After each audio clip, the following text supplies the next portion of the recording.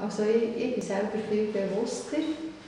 Ich probiere in der Kommunikation Fortschritte zu machen. Und ich denke, es ist schon sehr befriedigend, wenn man Begleiterin sein kann, junge Leute und unterstützen, dass das selbstbewusste, gute Lehrerinnen gibt und Lehrer. Das ist einfach eine zusätzliche Erweiterung der Berufskompetenz. Es ist eine Bereicherung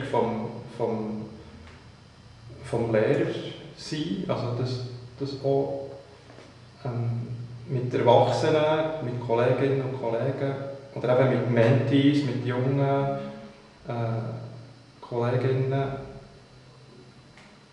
professionell arbeiten kann,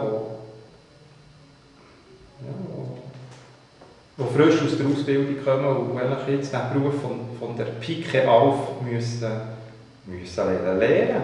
Und das ist ein spannender Job, das ist eine interessante Aufgabe.